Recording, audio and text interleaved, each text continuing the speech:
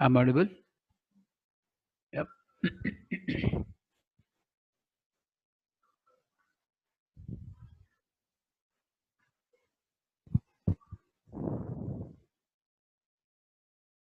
Are you able to see my screen, please? Please respond.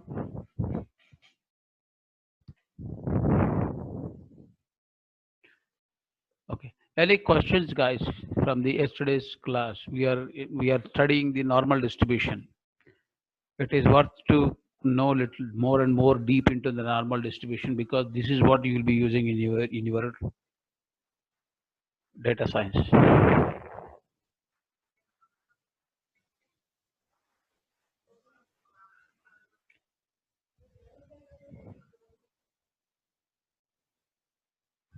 We'll wait for 2 more minutes for a few more people to join.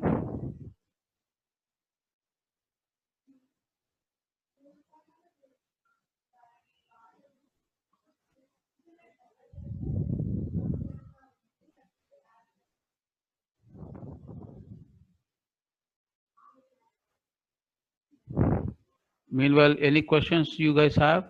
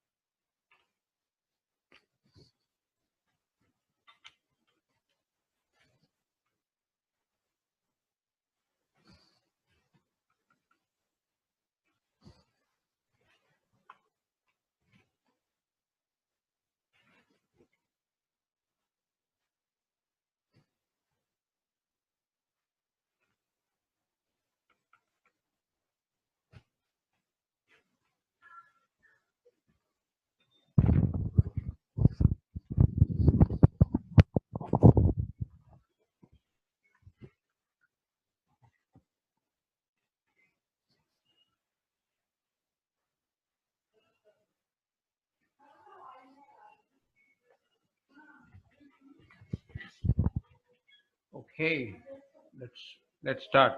Let's start. So we were discussing about normal distribution.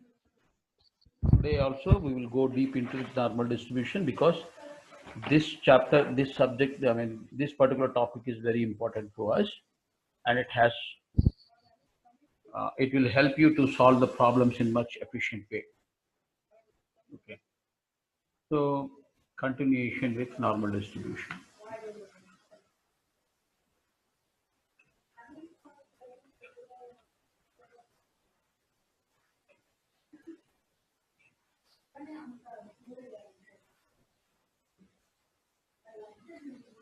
We will cover the skewed distribution, but let's not worry about the skewed distributions right now. Okay, Ravi? Okay. So when I'm trying to draw this kind of a curve, this kind of a graph, or this kind of a picture, what is this? This is I'm referring to what? Referring to what? Please respond. Histogram. So histogram is basically, it represents it also has the probability distribution. That means, suppose I have a data elements, okay, some data elements like this, and this is my y-axis. In this axis, I will be trying to find out the frequency. Okay. This is, let's say, head and tail or whatever it is, but whatever it is, doesn't matter, head and tail, anything it is. So how many times each data point occurred? Okay. If I plot the graph picture, it will be like this. So the frequency divided by the total number of the data points, that gives you probability. So onto the right hand side, I told you, if I have a different axis with a different scale system, the picture looks more or less the same, only the thing is scale is different. So this is probability. Okay, so keep this in mind. Whenever we are trying to study the normal distribution or data which is normal, okay, so the shape of the normal curve is always bell curve. Bell curve. So the normal distribution is also called as, bell curve, and also called as Gaussian distribution, because it is found out by this guy Gaussian. It's called Gaussian distribution. He's a mathematician, very famous mathematician. So when I am drawing the picture like this, when the data is like this, this peak is referring to the center. This is referring to your mean value. This is referring to mean. When this picture is exactly symmetrical, I'm talking about symmetrical situation. Symmetrical means from the center, this is like a mirror image. If I fold the entire picture at the center, it exactly matches with the other center, other half of the graph. So that means this width is same. It is same. So area under this curve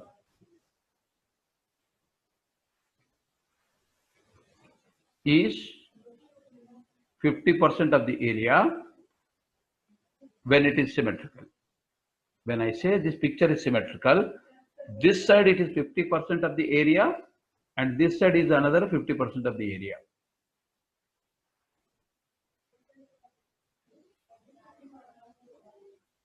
Okay, this side you have a negative infinity, this side you have a positive infinity. You are moving from the center, that is from the mean, you are moving towards the left or towards the right. Since area is not negative, you cannot say that the probability is negative, because probability will never be negative. So this side is area is negative. Don't be under the impression that it is negative. It is something like it is. 1 minute, guys.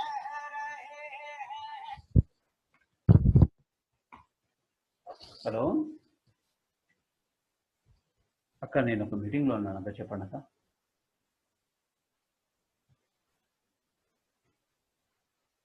Okay, no problem. Okay, no problem. Okay, thank you. Hello. Sorry guys. Okay, yeah, we are discussing about the area. So when we are discussing about the area, when we are talking about this symmetrical from what? This picture. Remember, symmetrical always about mean. Symmetrical about mean.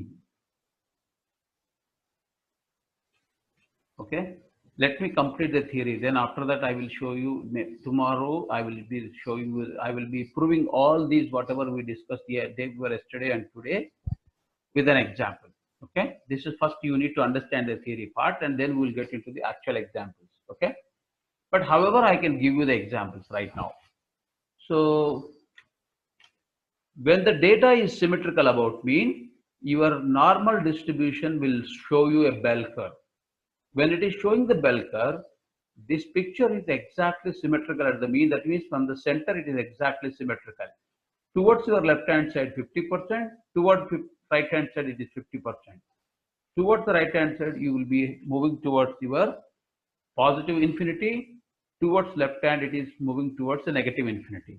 But if you look into this data, this picture, this curve will go like this. This goes like this. Okay, this never meets this line. This line, it never meets this line because it is actually parallel to your original x-axis. That means this is called asymptote.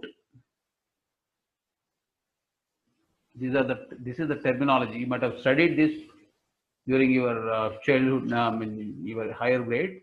Okay, but you should remember these terms. That means they will be meeting at the infinity, but they never meet at the infinity. They are actually parallel lines, goes just like that.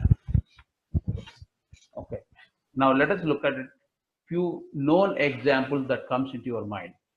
Can any one of you tell me what are the examples for normal data distribution?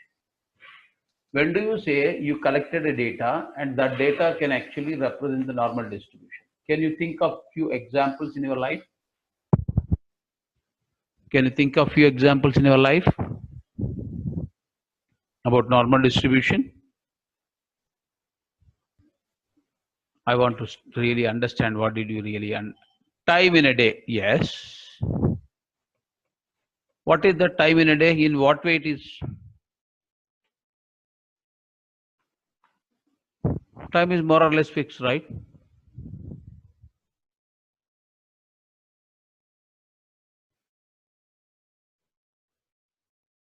Your stock market, stock prices.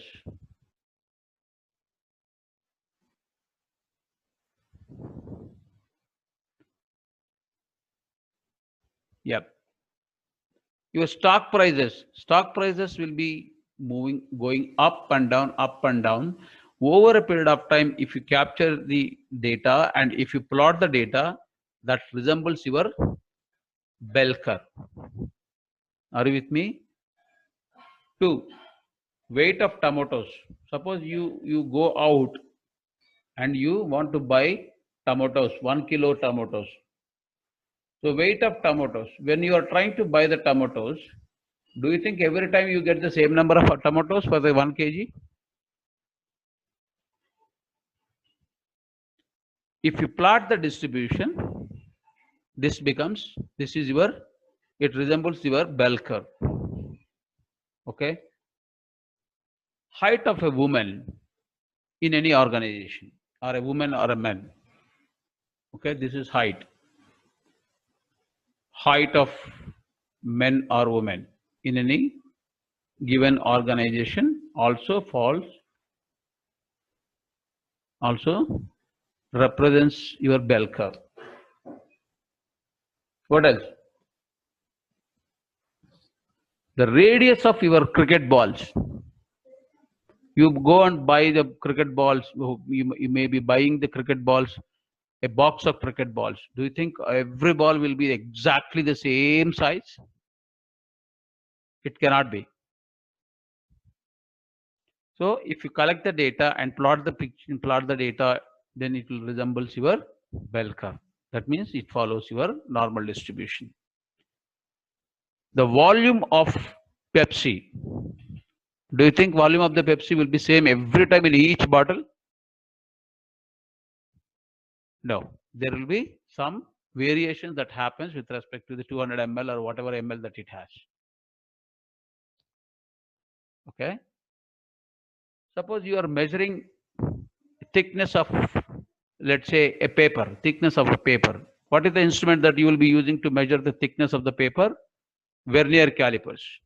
So error that you are doing in measuring the thickness of the paper using the vernier calipers creates a bell curve. I mean, if you plot the data, it resembles the bell curve. Number of screws, or rather it's a size of the bolt or size of the screws which are manufactured on the lathe machine. Do you think every screw or every bolt or every nut will be exactly the way it is? There is going to be some variation which is going to happen. If you capture that variations and you plot the data, then it will resemble your bell curve. Number of people traveling in a metro is a bell curve. Salary distribution of any organization follows a bell curve. Appraisal process, again is the bell curve. So there's so many real time, what do you call, examples which you can find it for the normal distribution. One point you need to remember: every bell curve is not a normal curve. Every bell curve is not a normal. Please remember. Let me write it down.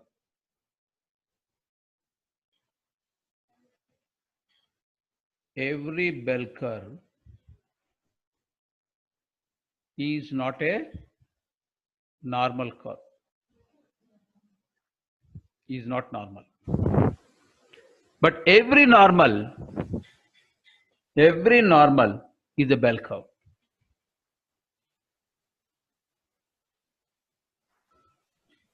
Every normal data is a bell curve. Please remember.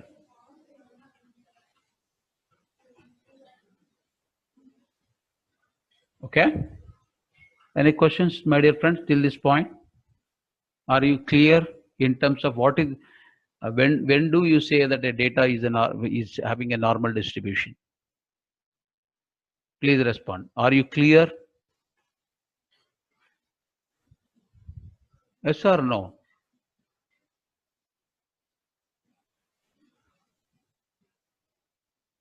Okay, one person understood. Sumant is saying yes. Okay. Now, yesterday we were discussing about few things. Let me remind once again. What is that? I said area under the curve area under the bell curve is representing the probability.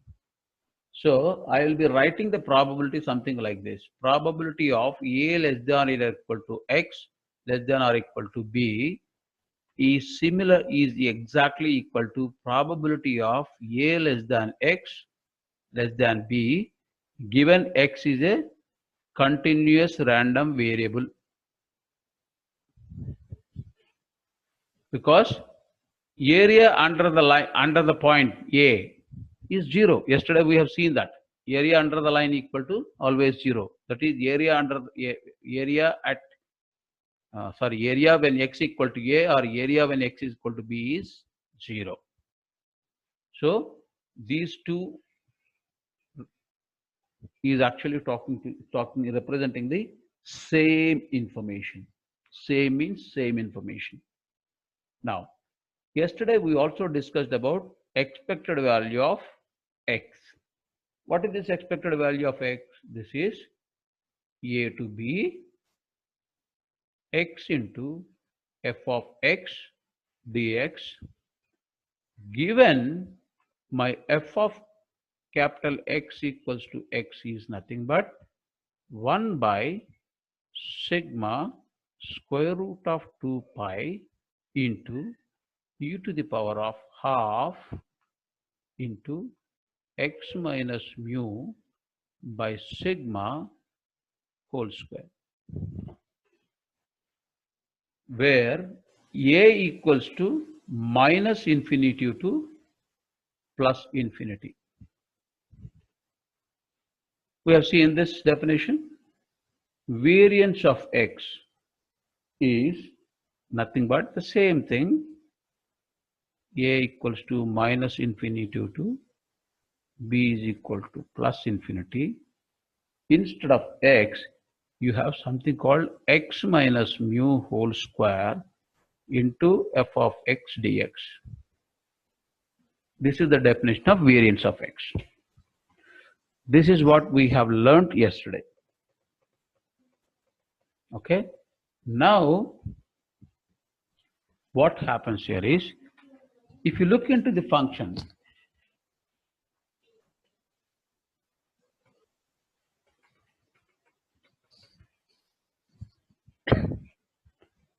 if you look into this function f of x,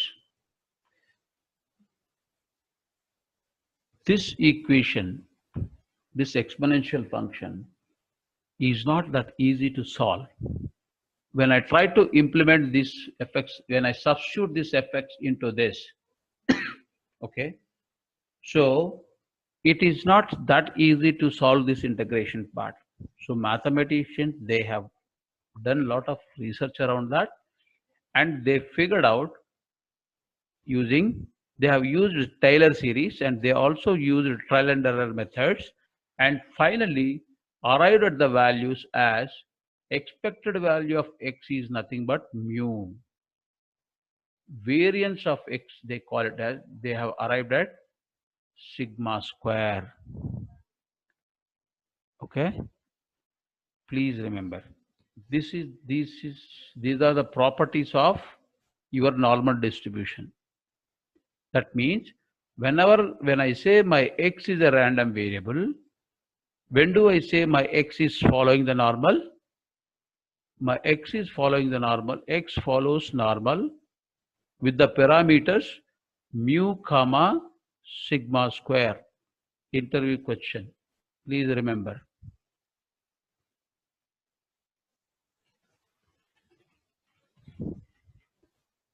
Expected value of x equals to mu. Variance of x equal to sigma square. This mu is nothing but mean. This sigma is nothing but standard deviation. The square of the standard deviation will become variance. Now that you may ask this question, why the hell we are really studying all this mu sigma square? Guys, remember, right now we are in the concept called inference statistics. We talked about it. There are two types of statistical methods. One is descriptive statistics method, another one is inferential statistics. In the inferential statistics, our objective is, given a sample, how can we estimate the population parameters? What are the population parameters? Population parameters are nothing but mu and sigma square. Hence, all along, whatever you discuss with respect to the distribution, the ball is revolving around the mu and sigma square only. Please keep this in mind. Okay, that is why you need to study all these things. Why? And why we need to remember these information? Mainly because our job, our goal is to find out mu and sigma square. Where do I use this? Very simple. Elections, exit polls.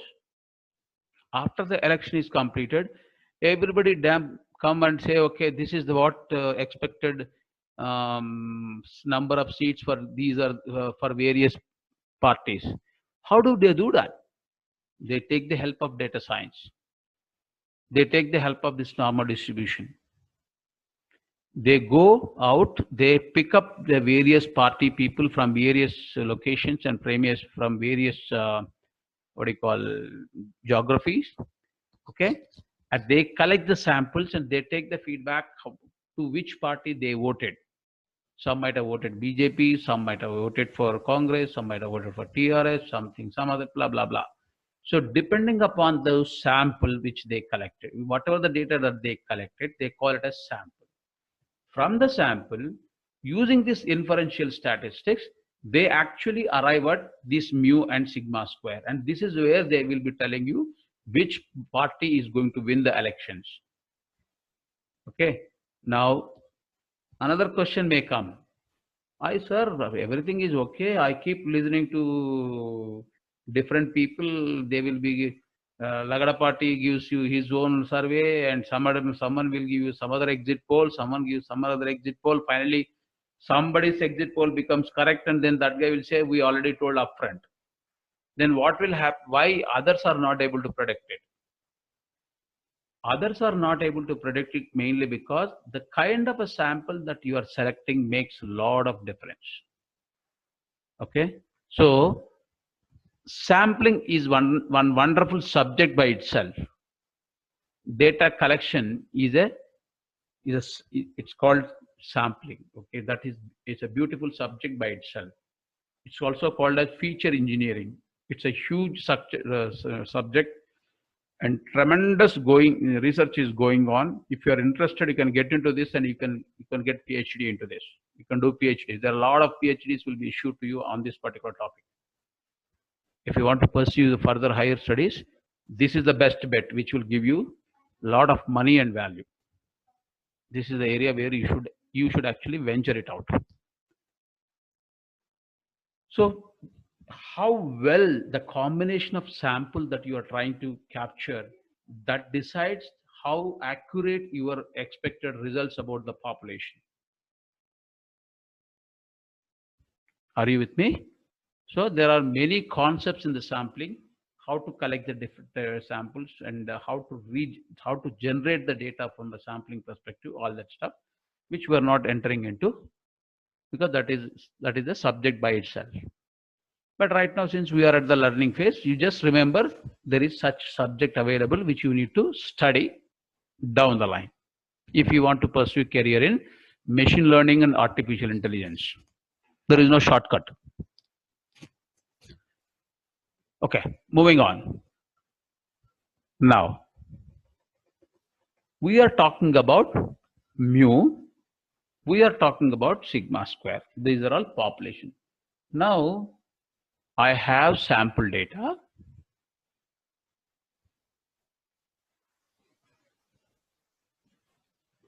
From the sample data, I'm expecting to predict my population data parameters.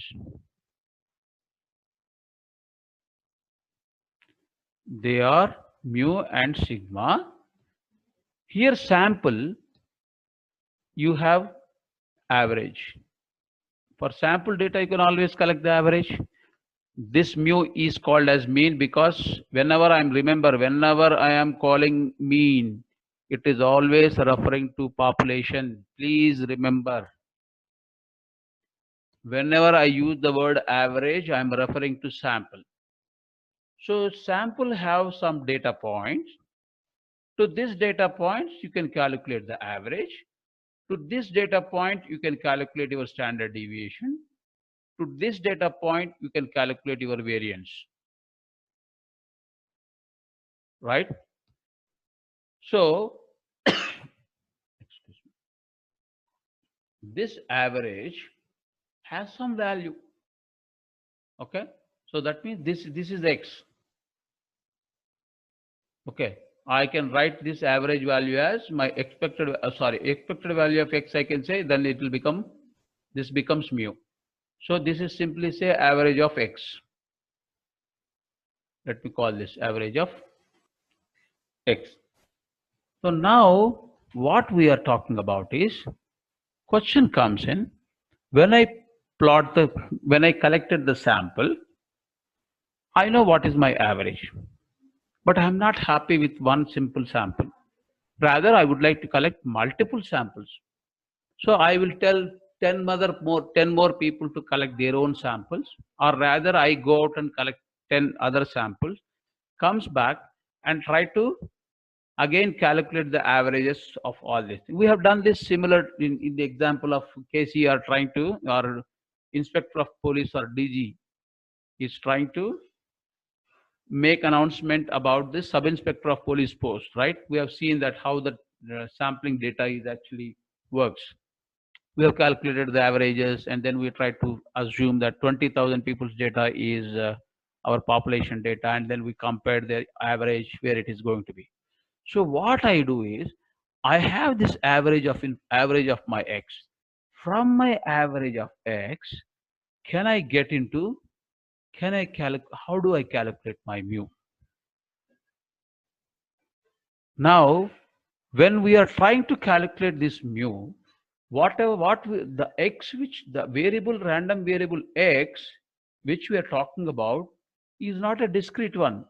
It is a continuous random variable. Because it is a continuous random variable,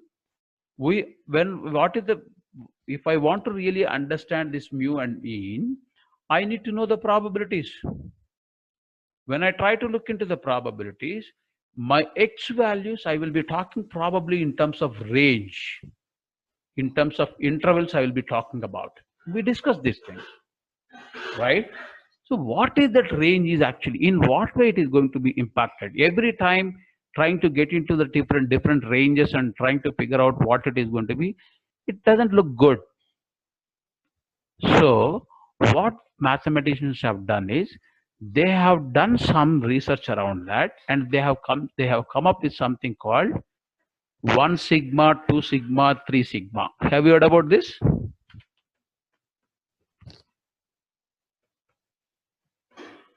Friend, did you hear about this 1 sigma, 2 sigma, 1 sigma value, 2 sigma values? Anyone? People who are in the product management, I am 100% sure they know this 1 sigma, 2 sigma, 3 sigma limits.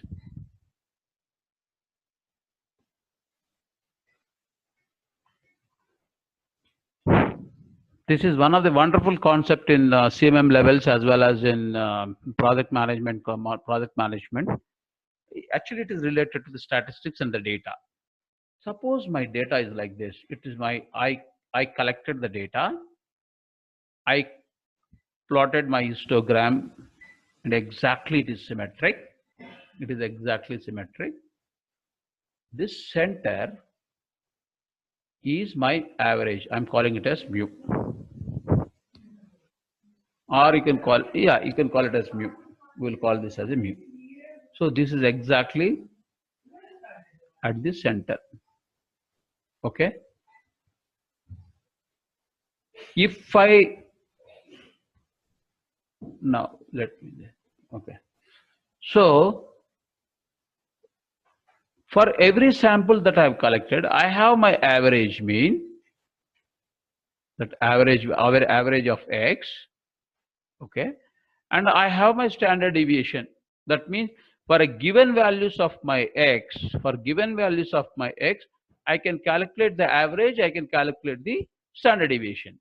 So if the standard deviation, let's say sigma, this side and this side,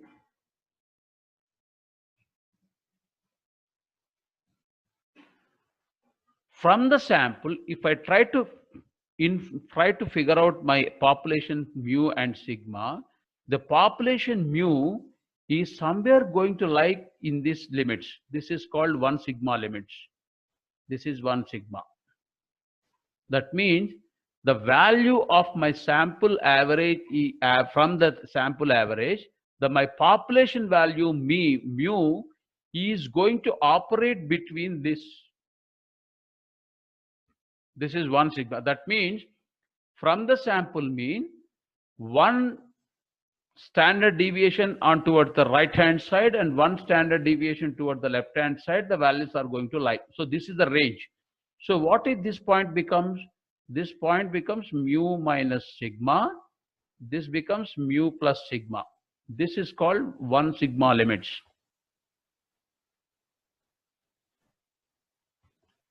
Guys, did you understand? Margin of error, let us not worry about it right now, Sumant. Still a lot of time is there for us to get into the margin of error. Margin of error is, that is in relation to, with respect to ANOVA. That time we'll talk about it. Okay.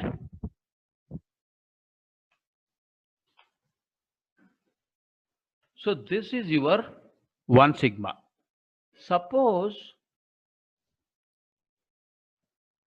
so what is this? That means this is much closer to your mu value, the center value, right? That means most of the data points are within this region. In this region, this is the region. Now the question comes in, if this is in this region, okay, what will be my probability? What is the probability that my mu value is going to fall this region? So statisticians, they have done their phenomenal work and they have come up this as a value called 65%. How much? 65%. Now, this is 2 sigma limits. That means from here, it is 2 sigma. From here, this is 2 sigma. So this point, call it, you can say mu plus 2 sigma. This point, you say mu minus 2 sigma. So that means the data, your mu value is going to lie in this region, then it is called 2 sigma limits. When you have the range 2 sigma limits, the probability of your mu is lying in the 2 sigma limits. Probability of your population mean is going to lie in the 2 sigma limits. The chance of that is, the probability is 95%. How much? 95%. Now, if you go down further, this is 3 sigma. From here, 3 sigma. From here, 3 sigma. That means the chance of your population mu going to lie is this, when the data is of 3 sigma limits, the chance of mu is going, the chance of mu lying in this particular limit is 99.7%. Just 0.3% is left out here and here. We are okay to ignore this 0.3%. Hence, in the industry, people always talk about 3 sigma limits.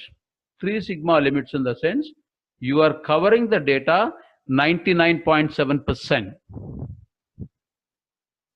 This is called 1, 2, 3 rule of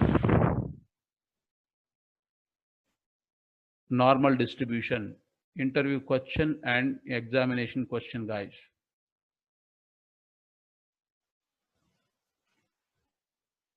This is called 1, 2, 3 rule of normal distribution.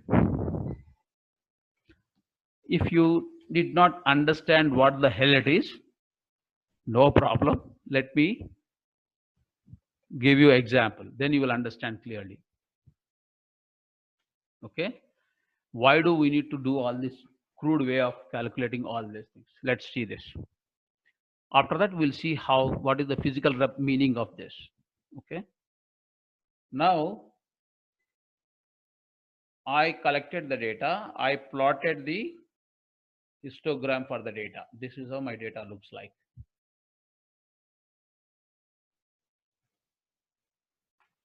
This is my mu. This is my x. This is on this x-axis. This is probability density, or probability density. Fair enough. Now I am saying my sample mu. I'm saying my sample mu. Okay, that is the average of my sample is 50. And the standard deviation is, let's say, 5. Now, from this data, if I want to calculate my population mu, if I want to calculate, I need to know the probability first. I have to have the probability. How do I get the probability? Now I am asking, I wanted to find out the probability of 40 less than or equal to x less than or equal to 60 equals to how much? This is same as probability of 40 less than x less than 60. Okay. How much?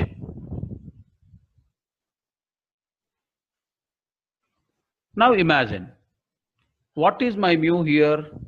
My sample mu 50. What is 1 sigma limits? 5. Suppose mu s minus 1 sigma is how much? 45. Mu s minus 2 sigma is how much? 40. Mu s 3 sigma how much? 35. Similarly, mu s plus 1 sigma how much? 55. Mu s 2 sigma 60. Mu s 3 sigma 65. Any doubt in this, my dear friends? Did you understand how I got these values? Please respond. This is very important. Okay. Having said this, what is this 40 stands for? Please respond. What is this 40 stands for?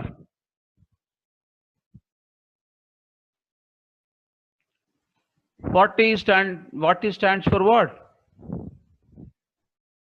This one. That means this 40, I can use it as my mu of s minus 2 sigma less than x. What is my 60? This is mu s plus 2 sigma. That means let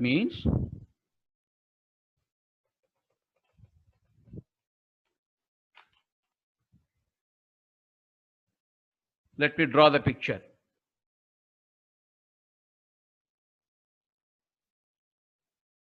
This is my center.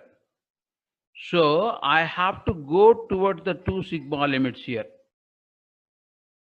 And I have to go 2 sigma limits here. When limits are 2 sigma on both the sides, as per our understanding, as per the statisticians, this is 95%. That means this probability is nothing but 0.95, which is nothing but 95%. That means area under this curve. Area under this curve is 95%. That is 0.95. This is 2 sigma. Are you with me? Did you get what I'm trying to say? Hello? Is it going on top of your head? Okay. Let me give you steps. Let me give you steps. Okay. Steps to calculate probability.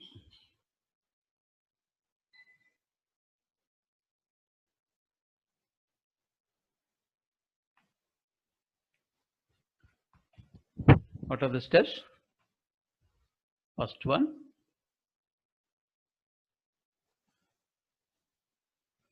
find out sigma limits.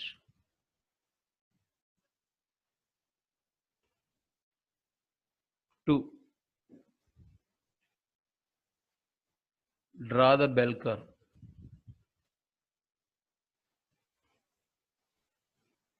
3, apply limits and find out area. That becomes your probability. Are you with me? Can we solve some problems now? Please work on your side and tell me the answer. Probability of 40 less than x less than 65. Tell me how much.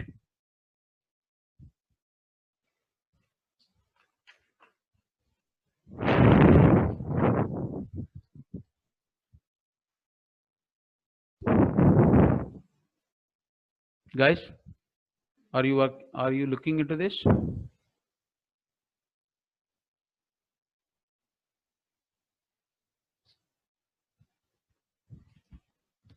What are the steps? Earlier, our mu value is 50. My standard deviation is 5. What is this standard deviation? Standard deviation is referring to your data that you have plotted in the bell curve is actually is 5 units away from the mean. That's what it is. That is the definition. That is the meaning. That is why I keep on telling you, please understand the physical representation of these equations and these numbers. Numbers can tell everything. If you look into the numbers, you can tell you the whole story about what happened in the project. So numbers can represent any physical process in the universe. Just that you need to understand what this number is and how it is coming up. Okay. So mu is equal to 50. So that means 5 is my sigma. So for 1 sigma, 5. For 2 sigma, it is 10. So my this is nothing but, I can write it as, this is my mu minus 2 sigma less than or equal to x less than, this is mu plus 3 sigma, because 3 times of 5 is 15. So 50 plus 15, 65. Are you with me? Any difficulty in understanding this? No, right? Okay. Now, I am drawing the picture.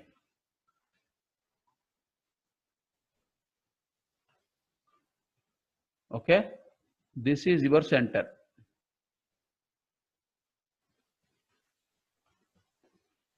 Here you have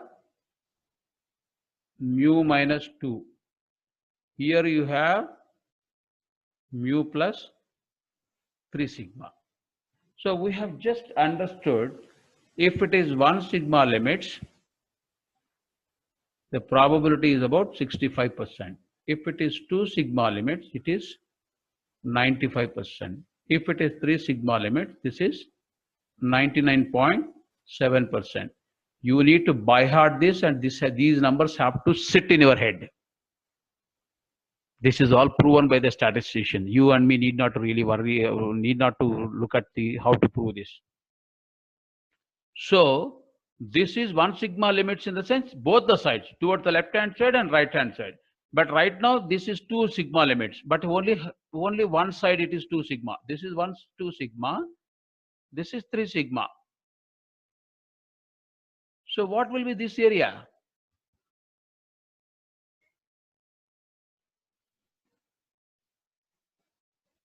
Friends, what is this area?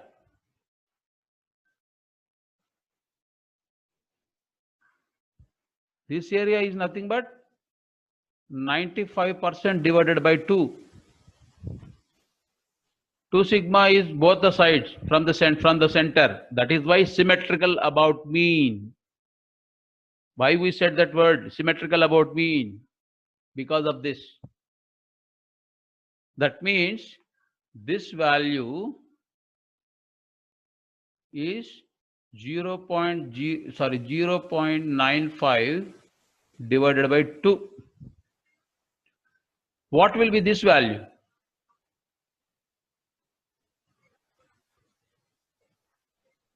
This value is going to be 0.997 divided by 2.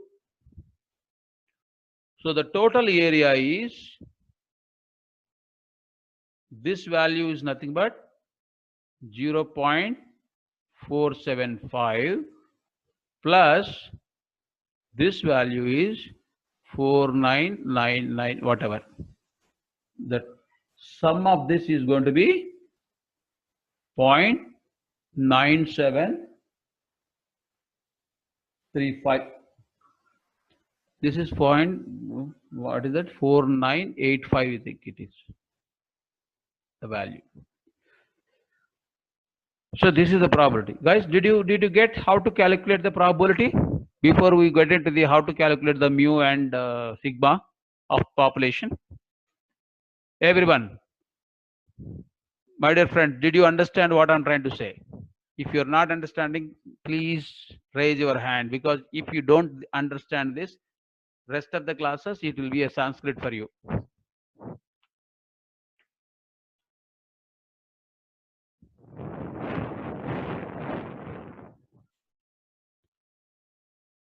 Are you clear?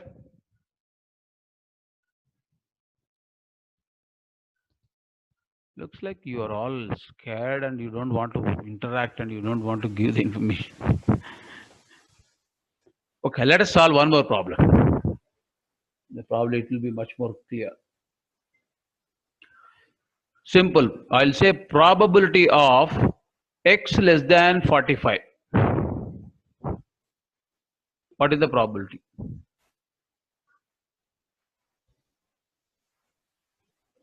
This is your curve. This is your center. What is this tan 45? Our mu value is 50. Sigma is 5. That means if I subtract 3 times, this becomes 35. No, 45. 45 in the sense I need to subtract only 5. That means this is only 1 sigma. Perfect. Correct, Ravi. So that means this is 1 sigma. Mu less than 45 is 1 sigma. Now let us see the story here. What you can write this is, what is this 1 sigma limit? This is 1 sigma limit. Less than x 45, your 45, mu is 45, mu is 50. Okay, so 45 in the sense you have to go this way only. Because you have to go this way, it's somewhere here. This is 45. But what I am asking, I am interested in probability less than 45. That means I am interested in this data, not this data. I am interested in this data. What is this data? What is this value? Can anyone tell you what is this value? This is minus infinity, this is plus infinity. What is this value?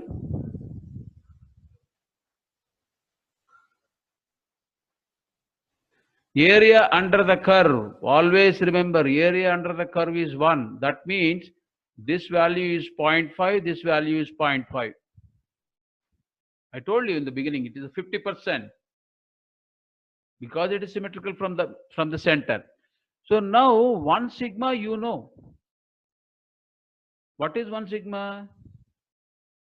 1 sigma is 65%. Because I'm considering only one side of it, so this has to be divided by 2.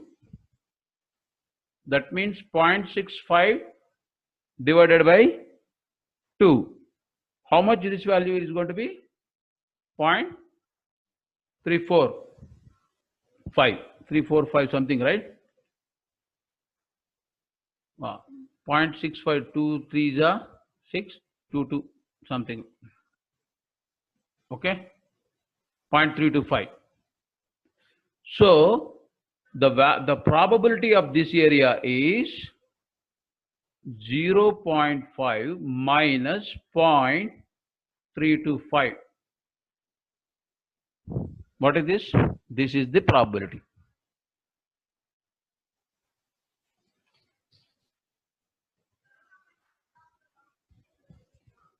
Friends, are you understanding this?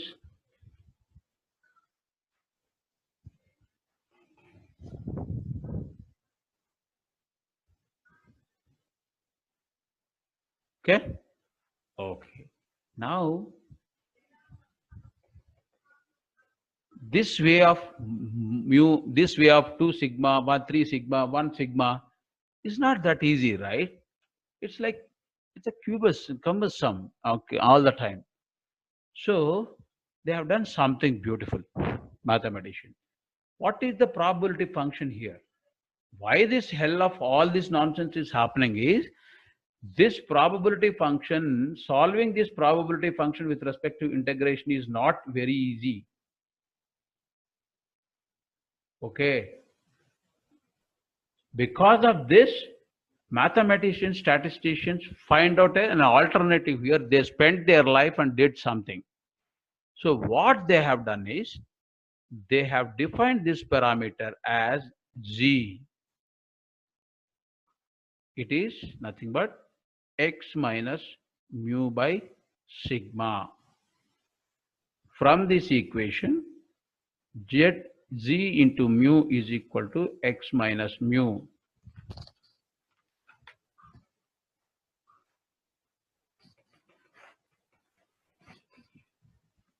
From this equation, I can write my x as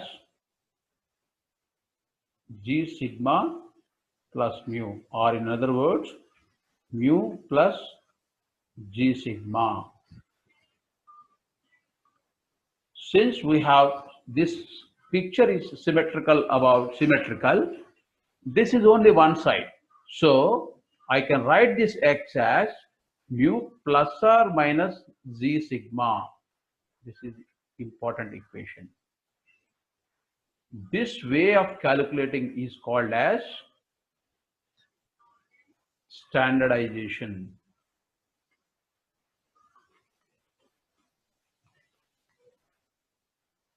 What is the advantage of this standardization? We will discuss that tomorrow. Okay, and why it is very helpful. Okay, and how to get rid of this way of area calculations. Rather, I wanted to have the number directly for calculating the probability. See, why is so much of attention towards the probability? Because probability will be the factor which will be telling you the certainty of the situation, certainty of the problem that you are trying to solve. Because we are doing the prediction analysis using data science. When you are trying to do the prediction analysis, it is always has to be coupled with your probability. Hope I am trying to bring the subject into a much simpler fashion to make you understand. These are all the numbers, or these are the things that you see in the textbooks or in any of these things. But I'm trying to give you the physical representation, or where this can be used, or what is the reason why these numbers or these equations are making sense to you guys. Please try to understand this, okay? This is important. Especially normal distribution, you cannot do this. So what you do is, the summary of here is, if x, that means if my random variable does not follow any normal distribution, or it may be some other distribution, if I want to convert the data into my normal, I will be using this g factor. G equals to x minus mu by sigma. That means my random variable values, possible values, are subtracted with the population mean divided by the population standard deviation, makes you the standardization. And this standardized data is always normal. That means again you can go back into the same pictures, where using which you can find out some numbers. This is the whole drama. Okay, hope you understood about this. Guys, sincerely I'm asking, is the subject becoming too difficult?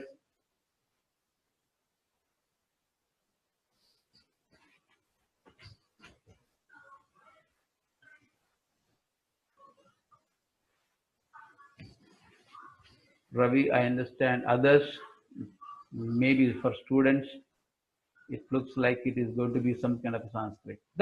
All this is the theory behind. Okay, this theory I am going to convert that into R programming, where probably you guys will be feeling comfortable. But when you do the projects using GitHub or whatever it is, Okay. So if you don't understand the practical implementation behind the scenes, the statistics part of the behind the scenes, you don't do anything in data science. Please understand the severity of the subject. Okay. That is why I'm slow. I'm trying to tell you as if like I'm trying to teach like a teacher with a stick in my hand. Please, please try to understand these things. It needs you guys going through this again and again, and you are investing this into your career, my dear friends. If you are good at all these things, people pay you. They throw the money at you. I'm telling you. In 5 years time frame, if you are good at all these things, you can get into the lakhs of rupees or huge money. They will pay you as a salary because they are paying that much money. Obviously, you can expect it's not that simple. And I'm trying to make this complex subject into very simple for you. That's my attempt. I can guarantee you. Two, three, 2, 3 classes, it will be like this only. After that, again, your honeymoon period will start. Then again, once you get into the ANOVA, once you get into the confidence intervals and other stuff, you feel very comfortable because there I will be talking more in terms of the practical examples, which where the calculations are pretty much straightforward. Okay. But these are the concepts which you have to really master it. If you don't understand, please get into the internet, try to read some information. That is why I'm asking you guys to please come and are you clear? Are you clear? Are you clear? That's the reason I'm asking. Okay, guys, sorry I've taken 3 more minutes extra. I'll stop it here. But once again, I'm telling you, pay attention and try to work hard. Just a matter of 6 months time frame, guys. Later, lakhs of rupees will be there in your pocket. That much I can assure you. Okay, guys, bye.